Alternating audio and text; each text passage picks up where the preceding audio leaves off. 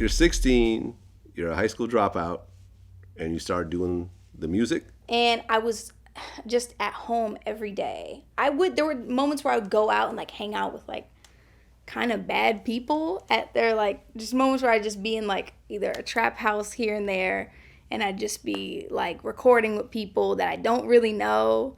And it was pretty messy, but then there were months, like maybe like a year, I would just stay. This was right after I dropped out.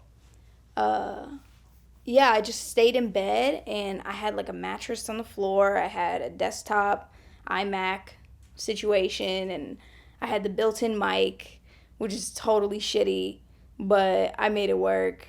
And then I would start recording stuff in the GarageBand, and that was that was pretty much it. And I kind of took myself pretty seriously. I was like, okay, if I'm going to go into this, I want to do like an intro song. So I had like a song called The Introduction. I put it out for like a week and deleted it because it was terrible.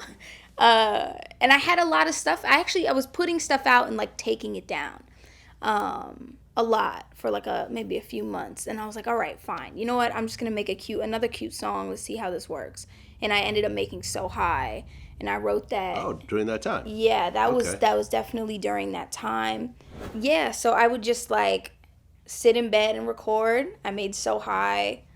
And I put that out, and I got like 2 views on it, I remember. And I like freaked out. I was like, oh my God, like anyone cares about this?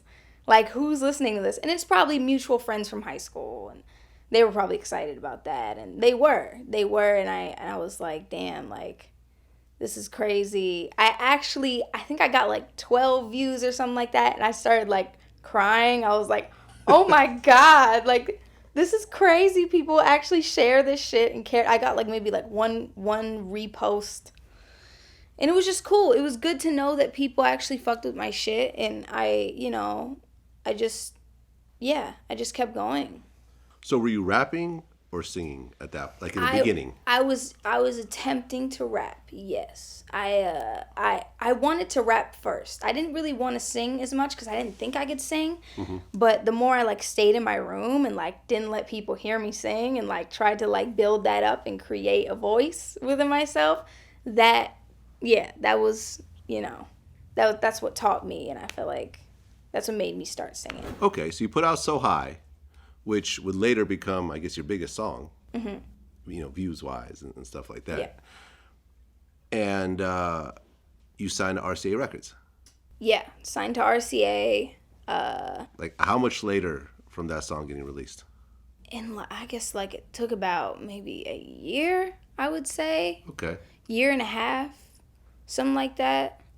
Not that long. I mean, that's a pretty short amount of time, and I wasn't really developed, I feel like, as an artist. Like, I didn't really know what exactly I wanted to do. I knew my style, I just didn't really execute it the way I wanted to in my dreams. Okay, so by the time RCA came around, was that song already big? Yeah, it was, yeah, so-so for sure. So-so, yeah. I don't know how many views or anything like that. I was probably high around that time, so I don't... Okay. Yeah. And were you Doja Cat from the very I beginning? was Doja Cat from the very beginning, yeah. Okay, why that name? I was 16. I, like, knew people who were selling drugs, and, like, weed was just really integral in, like, in my, my life. And, I just thought Doja... I was actually thinking, like, damn, like, Doja sounds like a girl's name. I should just be Doja. That's cute. Nobody's done that. There actually is another girl named Doja out there that I found somewhere. But yeah, like and Doja. And Doja is slang for weed. Doja is slang for weed. Is that a West Coast slang, or I don't know? I've always heard it. I'm not sure. I'm not even sure. I just know about that. I knew about that word, and I was like, damn, that's cute. And then I also always had like a lot of cats in my life. Okay. So I used, I was like, cat, like, I don't know, I like cats. Doja Cat. Fuck it. Let's do it. It was really just like a high thought. Okay. So now you're Doja Cat. You signed with RCA. And I guess you put out an EP. Yeah. And then I signed with them, and then I put out an EP. I put out Per in 2015. 2014.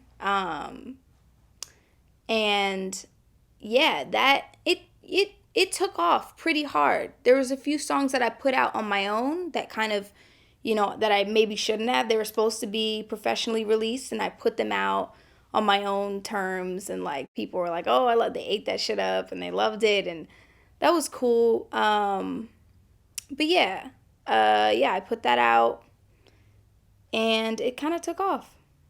Right. Then you did the video. Then I did the video. I did the video in like the Salt Flats.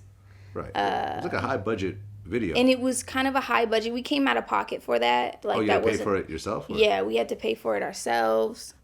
But it turned out really pretty, and like that was just super exciting. And right, and it's at like 16 million views right now. 16 million or like 17 million maybe even. Something like that, yeah. Something like that. It's just crazy. It's like, I don't know, it's going to keep growing. That's just how shit is.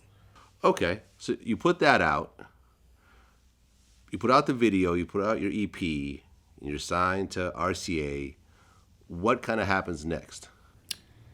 I put the video out. It lost traction because we didn't have really a solid team. We only had maybe me and like 2 other people. I had an assistant, and I had a really good friend of mine who also was the person who put down for the video, and the person who like kind of steered everything and was the most passionate about making whatever I was doing into a business. And yeah, it just wasn't a very solid team. We didn't have like a management company that was really well known until maybe like 2016. We were working with like Rock Nation, and I don't know. I mean, that's it. So you release everything, and I guess things start to slow down a little bit for you. Right, yeah, things slow down. I was chilling, making music in my bed for like years. And I just wouldn't leave my crib. I would just like make beats and stuff like that. The thing about the beat making is like, I didn't plan on that. That wasn't something that I've always been doing.